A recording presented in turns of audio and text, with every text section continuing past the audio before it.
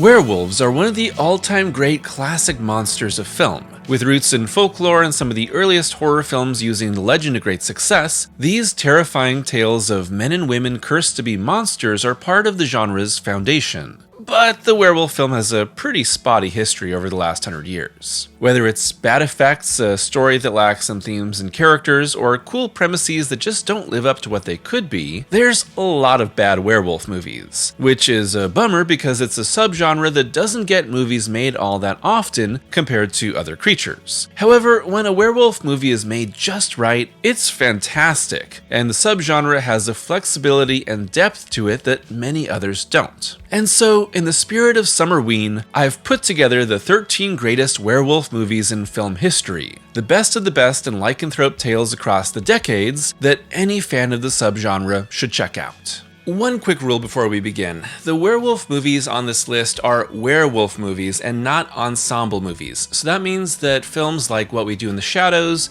The Monster Squad, Trick or Treat, or Underworld are not going to be on here.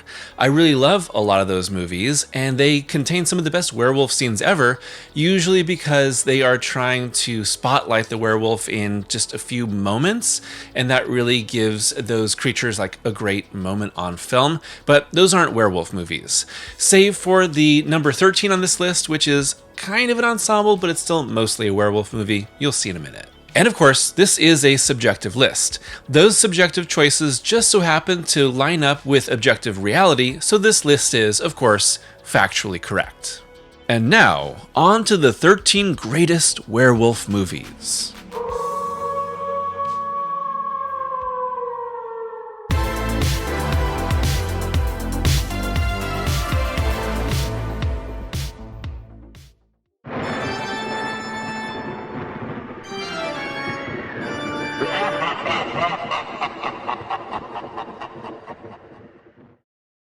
At 13, Frankenstein Meets the Wolfman from 1943, written by Kurt Siodmak and directed by Roy William Neill. The second appearance of Lon Chaney Jr. as Larry Talbot, aka the Wolfman, and the founding film of the Monster Mash approach to classic horror, Frankenstein Meets the Wolfman has, well, you know. But it's really Larry's story as, despite dying at the end of his first film, the light of the full moon hits his body after it's dug up by grave robbers. And seeking an end to his curse, our Wolfman seeks out the descendant of Dr. Henry Frankenstein in a search for her ancestors' secrets. This leads to the revival of the creature, more mad scientists, and eventually a battle of the beasts. Now, I would say that this is a step down from the original Wolfman as well as the first 3 Frankenstein movies made for Universal, but it's still a lot of fun. Like I said, this is a monster mash, despite there only being 2 actual monsters in the movie, and it takes quite a while for Frankenstein's monster and the Wolfman to actually fight. That's mostly just the climax of the film, but I really enjoy the story of Larry Talbot and how Bela Lugosi as the monster is here. He is reprising his role from Ghost of Frankenstein, which has Igor's brain transplanted into the monster's body, but he's rendered blind. They chose to remove a lot of the connective tissue during the edit. Originally, Lugosi was supposed to actually be able to speak, and it was supposed to be known that Frankenstein could not actually see, or Frankenstein's monster, but they decided, let's just trim that out. And so it's a little confusing, and you sort of wonder why he's doing the things that he's doing, but don't worry about it. Just like go along with it and have a good time. I really still enjoy the werewolf transformations and the way that they're sort of brought together, and the climax in this, crumbling old Frankenstein castle. I'd say it's probably the last of the really good Universal monster movies during this time, but when discussing these films, there's one important question I have to ask. How's the werewolf design? Well, you don't really get much better than this, with Jack Pierce once again bringing Chaney Jr.'s Wolfman to life. The film may not have as good of atmosphere as the original, but it's got more action to showcase maybe the most famous werewolf in film history. At 12, The Curse of the Werewolf from 1961, written by Anthony Hines and directed by Terence Fisher. It's the story of a young boy cursed to grow up and become one of the most horrifying creatures to ever grace the silver screen. Oliver Reed. Ah-woooooooo! Okay, but seriously, this decade-spanning tale of multiple generations of terrible actions placing the curse of a werewolf on young Leo Corledo is really great. And while it takes an hour for us to finally get to Leon's transformation, there's so many interesting characters, and this big tragic story that turns the inevitable werewolf horror into something a lot more complex. It's Hammer Film's only werewolf movie, but it has all their style, gothic settings, and bloody romance that gave them success. The Curse of the Werewolf has a big change to Lycan lore here, and that's that this is a curse passed down because of multiple sorts of traumas that are inflicted that lead to the birth of our central character, who's born on a certain day and under a full moon, and therefore has this werewolf curse. There is no biting, no transferring of the curse, nothing like that, and that changes it to a much more of a fantasy film, a gothic story, and the cure to the werewolf is love.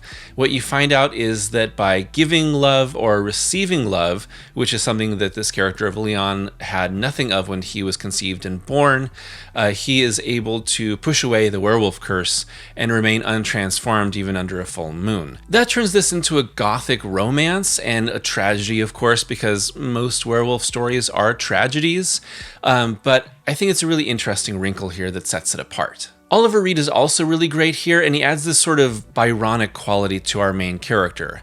And as you'll see as we go through the list, it's pretty much evenly split between period pieces and modern-day werewolf stories.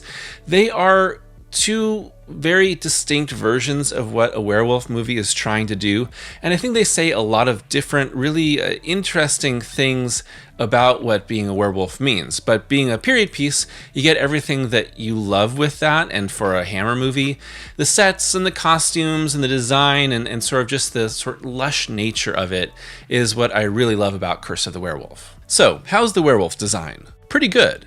This is much more in the line of Universal's Wolfman, with Leon becoming a hairy man in clothes with wolf features. But the white hair and really burly nature of Reed in the makeup are instantly recognizable. At 11, Wolf Children from 2012, written by Satoko Okudera and Mamoru Hosoda and directed by Mamoru Hosoda. Okay, you're mad right now, but I never said this was strictly horror, just the best werewolf movies. And here, the werewolf curse is used to tell the story of Hana, who falls in love with a wolfman she meets in Tokyo. But shortly after the birth of their twin children, Yuki and Ame, who can turn into wolves and revert at a moment's notice, their father dies. Now a single mom to two children who truly embody the wild beasts the kids can be, Hana moves to the countryside to raise them, with the film spanning 13 years of their lives. But will Yuki and Ame choose to embrace their human or wolf side? So this is not a horror movie at all. It's a drama, it's a tragedy, it's a coming-of-age tale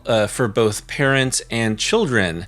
And in here, being a werewolf doesn't mean you lose control and you're some sort of savage beast that needs to be killed, but instead you are an outcast from society, and those who are werewolves know that they really can't reveal their true nature to anyone, and anyone that they do is very much let into this secret inner circle in their lives. So being this outcast and sort of coming to grips with who and what you are as a person is the big arc for our children, and also it represents the challenges of being a parent, and especially a single parent here in the case of the character of Hana. And I really enjoy the ways in which this movie uses that push and pull of the werewolf dynamic, which again, these characters can change at any time that they want, and sometimes it's unintentional, especially when they're really young. Makes it so that it's, you know, the metaphor of raising wild animals who are children, because often they are one and the same.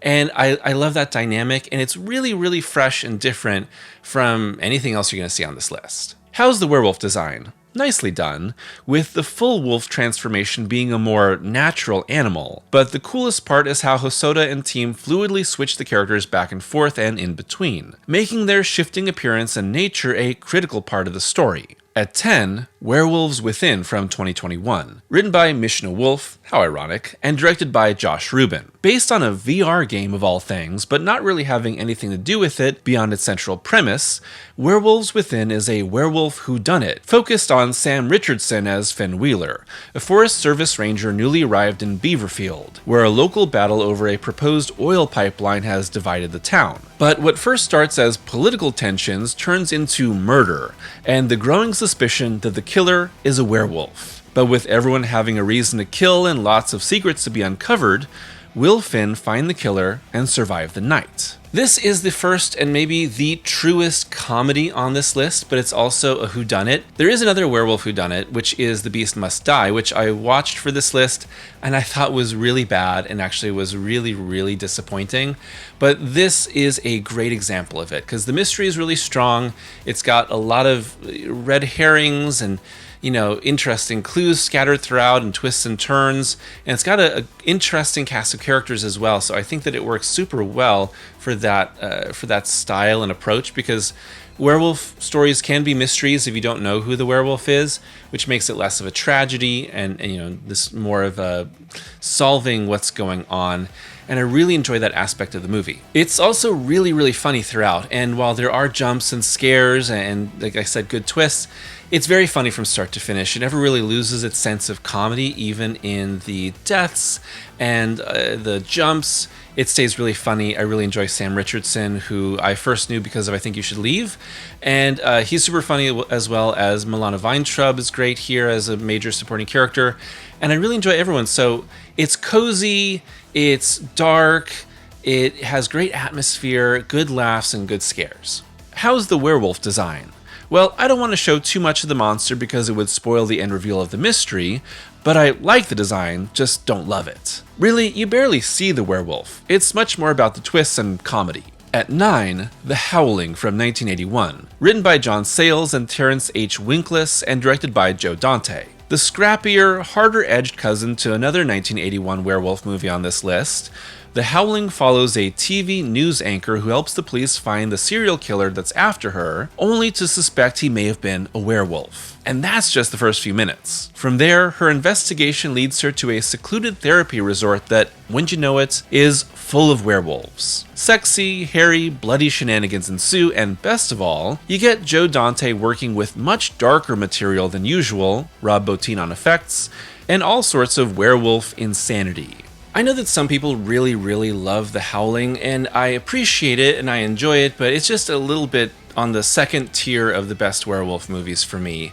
Again, like I said, there's great transformations here, great effects, really cool designs. This whole super long-eared take on the werewolf, really tall and spindly, is different from I think anything else that had been in film before, and that's thanks to Rob Bottin, who was originally going to be on American Werewolf in London, and him and Rick Baker kind of swapped roles here.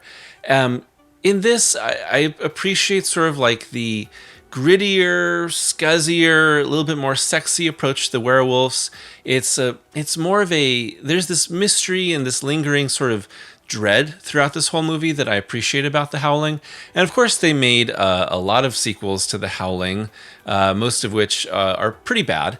I'd love to do a Howling retrospective sometime. I think it would be fascinating. Even if I don't love the first movie, which is obviously the best of them, I think it's a strange series that goes in a lot of weird directions.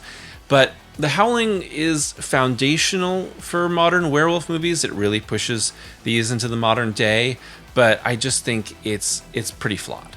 How's the werewolf design? Really cool. The great thing about The Howling is that there's lots of werewolves and each looks really unique, with characters having multiple stages of transformation and great effects from Rob Bottin, who really defined the tall, exaggerated werewolf you'll see pop up throughout the following decades. At 8, Ginger Snaps from 2000, written by Karen Walton and directed by John Fawcett. So many werewolf movies are period films, but this one's a little different. What I mean is that this story of two gothic troubled sisters, Ginger and Bridget, is about how becoming a woman and changing in the midst of high school just so happens to coincide with Ginger being bitten by a werewolf. And with her first ever period also coinciding with her month-long transformation into a monster, Bridget must find a way to save her sister and stop her from killing everyone around her. Intense sisterly dynamics and a deeply early 2000s high school aesthetic ensue. So I rewatched Ginger Snaps for making this list, and I actually liked it a lot more than I did the first time. There's still some aspects of it that I think kind of don't work so well for me. That super early 2000s aesthetic and style of acting and the filmmaking is really this time capsule of when it was shot, and I think that's probably aged the worst out of everything. I think the Catherine Isabel is really good in the movie, but she's easily giving the best performance and everyone else is a step or two down below her. And that kind of hurts the film when she's not in focus. But I do like her transformation throughout it and the ways in which they use makeup to just consistently continue to change her throughout this month-long transformation. And of course, you've got these great and interesting aspects all about, sisterly bonds and sort of the ways in which people change. You have this lingering idea of, these two sisters that are obsessed with death and want to die together, and they put on these, fake death, moments. They're very Harold and Maude, and how they grow apart and then together and what that means. And then, of course, with Ginger having her first period aligning with this transformation, it's, the metaphors are very, very clear there. And I appreciate that. And I think it's actually a movie that gets stronger as it goes along and it gets deeper into the drama of it all. But to me, it starts kind of shaky. Still, I appreciated it a lot more on rewatch. How's the werewolf design? It's just okay.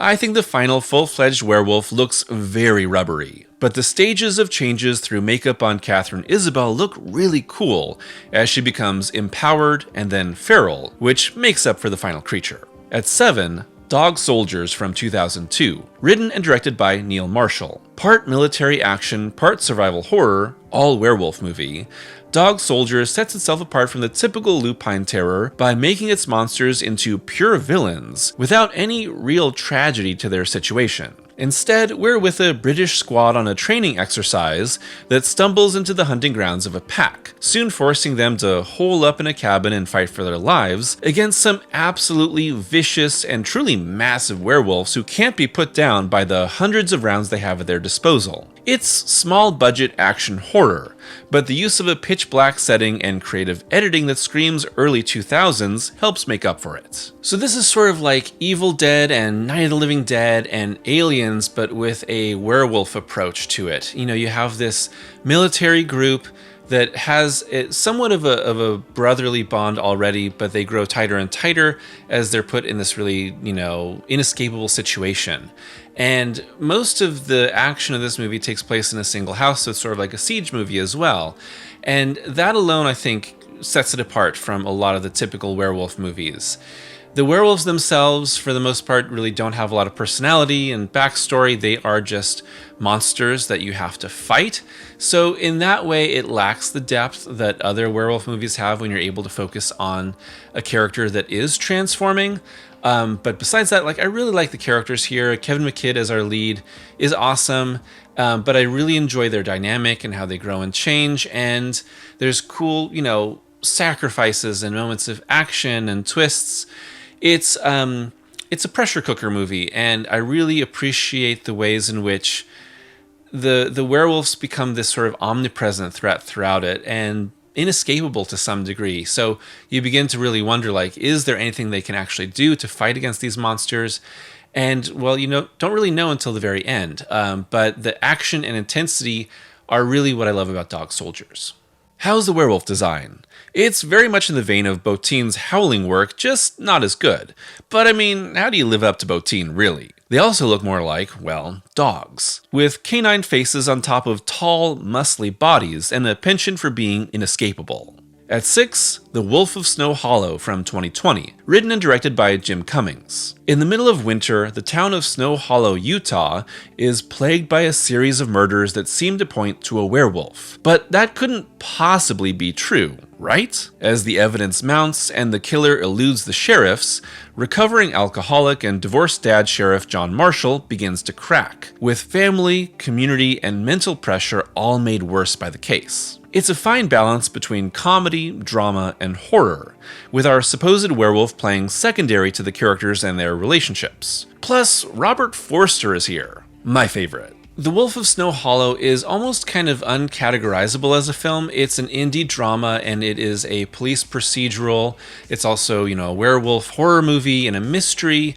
But it's also very, very personal and focused on just a few major characters as we step into this really ongoing, really messy dynamic here that we have between our lead sheriff and his ex-wife and then his daughter, as well as his father and the rest of the sheriff's department and their relationship to the town, and the ways in which a supposed werewolf disrupts all of that. It's also funny at times, but it's very serious at times too, and Jim Cummings as a writer and director always has this sort of slightly left of center approach to dramas and comedies that mix them. And by adding in a horror element here with a werewolf genre, you get another element added into the mix. I really enjoy the atmosphere as well. This is, just a very snow-covered town. It's deep in winter, and that adds a lot to the isolation at times, the ways in which people are attacked. And it looks great, and I really appreciate that you never really know which way it's going to go, in which aspect of its many different genres it's going to lean into at any given moment, and because of that, it makes it even more unpredictable even outside of the mystery. How's the werewolf design? Once again, I don't want to spoil the reveal of the film's mystery, but I'll say that the limited time you see the werewolf is really effective, and pays off the twists very well.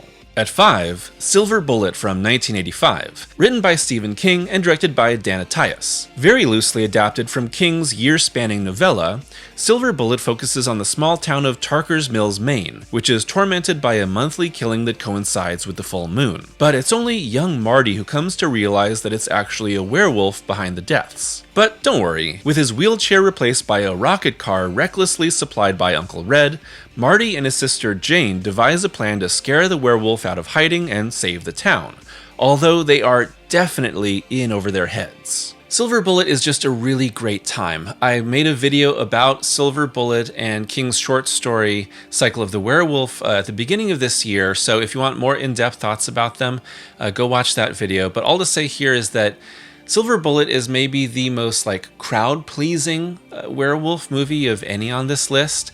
You get what I like is really a really great brother-sister dynamic that is really expanded upon in the movie versus the novella, and how that adds this sort of sweet core and heart to the film, along with the relationship with Uncle Red and this family unit that bonds closer together because of the horrors that are out there, lingering in the town. It's probably not too hard to guess the true identity of the werewolf, but that reveal is about halfway through the movie, and then it becomes more of a story about what are we actually going to do to stop this person. And because of that, I really enjoy just its focus on characters. And again, this is small town Maine, King classic type of story, mixed with actually good werewolf scenes of attacks and tension and terror.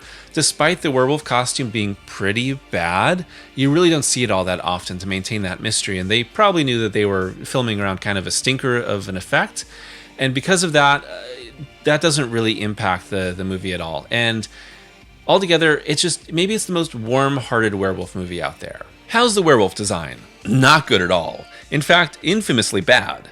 Carlo Rambaldi's werewolf looks much more like a bear, but with a missing eye and a baseball bat, it's unique enough to be forgiven, while only having a small amount of screen time in a great movie. At 4, The Company of Wolves from 1984, written by Angela Carter and Neil Jordan, and directed by Neil Jordan. aka Men Are Animals, the movie, which, I mean, fair.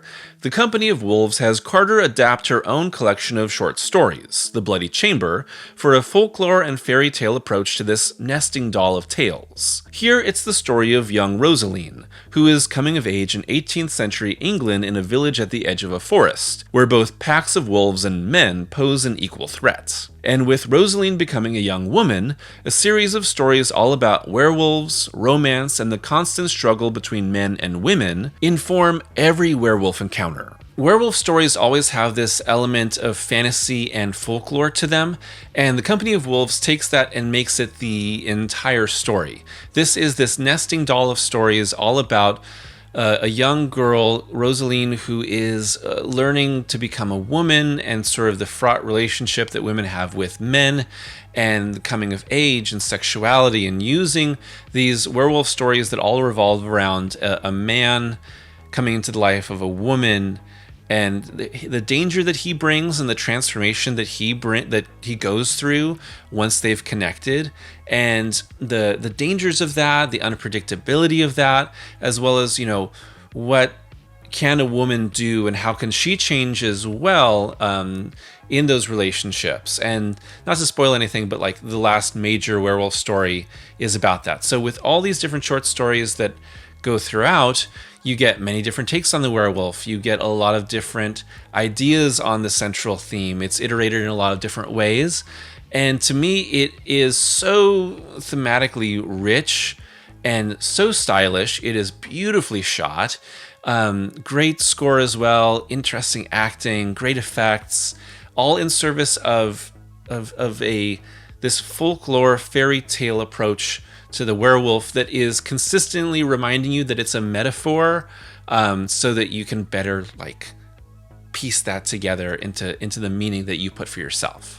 How's the werewolf design? Really cool, but best of all is that because the film is composed of multiple stories, each has its own unique take on the werewolf, along with a lot of different transformations. And I think those different interpretations really underline the folklore nature of this story, all about coming of age, sexuality, and the relationship between men and women. At 3, The Wolfman from 1941, written by Kurt Siodmak and directed by George Wagner. Not the first werewolf movie, but definitely the one that has defined the subgenre ever since, Siodmak and Wagner's Wolfman is a signature universal monster picture, complete with tragic central creature, dark romance, incredible gothic imagery, and a streamlined story that hits every little bit of lore and iconography you need to set the template in stone. Here it's the story of Larry Talbot, played by a devastatingly sad Lon Chaney Jr., who returns to his family home in Wales and his estranged father, only to both fall in love with local girl Gwen and be bitten by a werewolf. Now, Larry is destined to transform under the full moon and is set on a tragic path. Of course, the classic Wolfman had to be high up on this list. I did also consider putting on Werewolf of London, which was the first ever Universal werewolf movie, which I like, but it just kind of missed the list. But The Wolfman, to me, is still one of the best werewolf movies of all time. Not only did it solidify the sort of just the structure, the meaning, the iconography of the werewolf, and even the tropes of the genre by taking a lot of different elements of folklore that had existed for centuries before this movie was made, and Kurt Siodmak took that, put it through his own lens of being this a Jewish man who fled from Nazi Germany and World War II in Europe to come to the United States, and then this fear of persecution and othering into the idea of the Wolfman and Larry Talbot, and it made this really simple, streamlined tragedy that can be seen from a lot of different angles. And of course, the makeup is great. I absolutely love the atmosphere. It is a wonderful feeling film. I just want to live in this movie most of the time. If you ever think about what would your, if you could just bring some sort of fantastical world or movie world to life. I love the way that the Wolfman feels, and I would want to live in those woods, maybe minus the Wolfman roaming around. But all to say, that is just it's a perfect piece of a werewolf story. And all these years later, we're coming up on, close to 90 years later. I believe that it's been rarely topped. And it's only been topped by movies that have taken that idea and pushed them in a really different way and perfected everything within it. How's the werewolf design? Simply the best ever. Jack Pierce, who designed so many of the Universal monsters, used yak hair and a hot iron glued bit by bit to Chaney Jr. to make a creature whose humanity can be seen underneath, but is fully transformed through his curse. And in that, you have a design, a great performance, and a fantastic atmosphere all around it that has essentially been memorized by generations of audiences, even if they've never seen the film. At 2, Wolfwalkers from 2020, written by Will Collins and directed by Tom Moore and Ross Stewart. Okay, so this is the big addition to this list, and one I really haven't seen on many werewolf lists at all. But when watching everything I could to make this video, a lot of stinkers that didn't make the list, oh boy. Wolfwalkers was a massive revelation. Made by Cartoon Saloon, who also made The Secret of Kells and Song of the Sea, this is, like those, massively inspired by Irish folklore in not just its story, but its incredible animation. Here, it's the tale of young Robin, who, along with her hunter father in Kilkenny during the 17th century, are fighting to protect their town from wolves. But Robin soon befriends the feral Maeve, who reveals herself to be a wolfwalker, able to have her spirit leave her body when she sleeps and become a wolf. Soon, Robin becomes a wolfwalker too, and these two friends must fight against the tyrannical Lord Protector to save Maeve's mother and escape. Okay, so like I said earlier, this is a werewolf list and not a werewolf horror list. So because of that, I want you to know right away that Wolfwalkers is not a horror movie. It is another folklore film, a fantasy movie, and an adventure film that is also a great period piece set in around 1650 in Ireland. And like a lot of other Cartoon Saloon cartoons, is taking bits of folklore and bringing them to life in this really amazing story that has wonderful characters and a really personal feel. The animation is just so fantastic. Their wood carving approach to the backgrounds and to a lot of the character silhouettes is also juxtaposed with a really loose and fluid style that they purposefully left messy to represent the effects of the wolves and the wolfwalkers and their experience. And combined, you have a story that's all about two societies, two cultures like clashing and the fight to survive through that. And this idea of, this sort of Christianity that's been co-opted to assert power versus a more pagan approach to nature and to the world colliding, and what that does to the people that are caught in between. I also really love the focus on our two main girls here, Maeve and Rosaline, and how they come together as friends, begin to understand each other, and together, create a new family and a new way of living. And I really, really love that. It's really special. If you haven't seen Wolfwalkers, which I'm guessing you haven't, absolutely go check it out right away. It is well worth your time. It's one of the best animated movies of the last decade. How's the werewolf design? Great, because of just how incredible Cartoon Saloon's animation is. These wolves are very much wolves, although their designs make sure to differentiate the wolfwalkers from the regular wolves. Still, I absolutely adore the fluidity of their animation, the choice to leave in animated structural lines, and their wild nature that visually separates them from the woodcut-inspired animation of the town. Storytelling through visual choices. Oh, fuck, I love it. And at number 1, An American Werewolf in London from 1981, written and directed by John Landis. Could it really be anything else?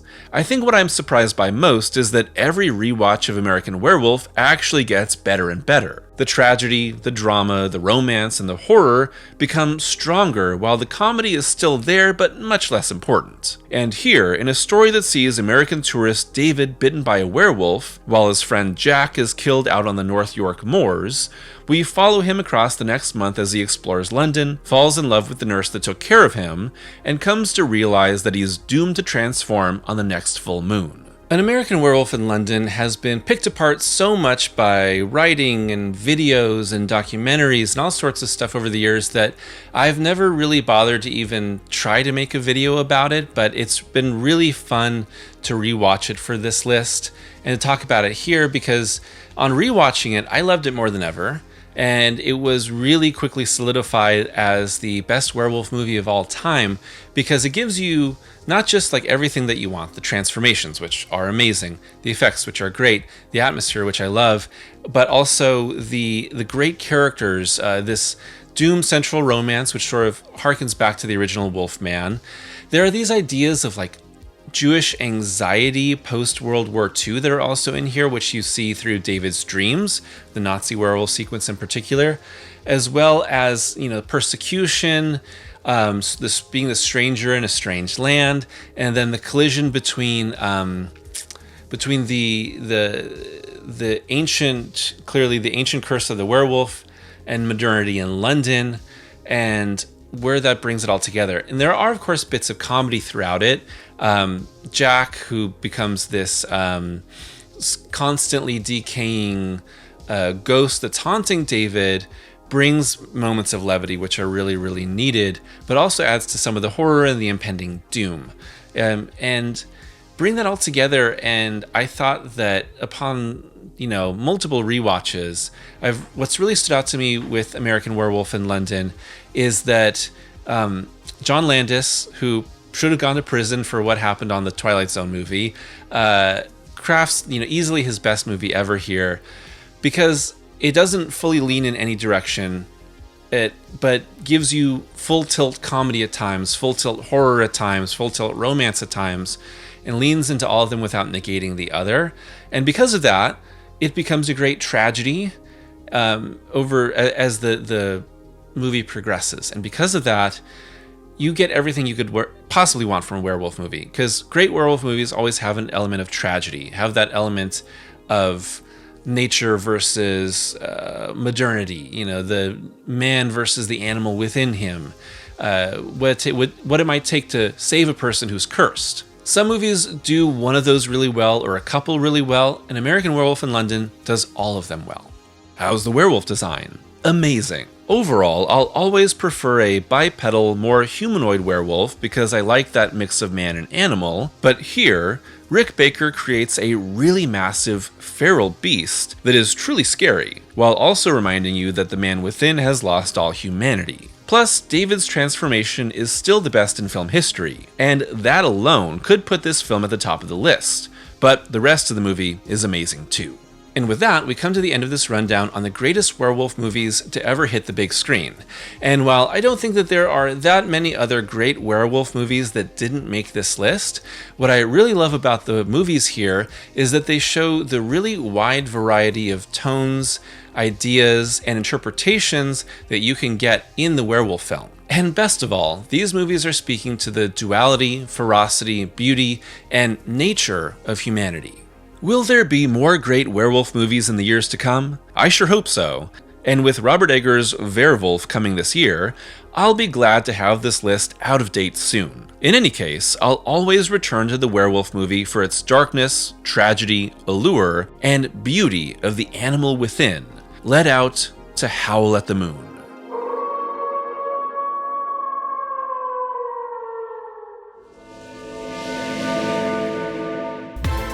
Thanks for watching today's video, and Summerween rolls on with a list of the best werewolf movies, which I had hinted at doing in my earlier slashers list. Obviously, this list is nowhere near as long as the slashers list, because I don't think that there's nearly as many good werewolf movies. However, I was very happy to include these 13, and I watched and rewatched a lot of werewolf movies to get this list together. And in particular, two late additions were Wolf Children and Wolf Walkers, and those really disrupted the list, but I think made it much, much stronger. Again, I don't see those two movies added to a lot of werewolf lists that I've seen on YouTube, because I don't think that horror fans really think about animation like that, but those are two of the best werewolf movies ever made, and especially Wolf Walkers. That movie is one of the best animated movies of the last decade, for sure. And Cartoon Saloon is genius. Of course, American Werewolf in London will always be the best pure werewolf movie, but that's serious competition. And while there are a lot of so-so werewolf movies that I watch for this, like Howl, Bad Moon, Wolfen, Late Phases, and more, there is at least a very big variety of werewolf movies out there. They're just not always all that great. Still, I would recommend all of the 13 on this list to anyone that has any passing interest in werewolf movies. I'd love to hear your choices for the best werewolf movies ever made, some you think should be added to this list, and future lists you'd like to see me cover on the channel, because this was a lot of fun. As always, a huge thank you to my members and patrons for their continued support, and if you'd like to be a member or patron, it's only $2 a month for early access to every video and exclusive reviews. So until next time, I hope that you're taking care of yourselves and having a great Summerween.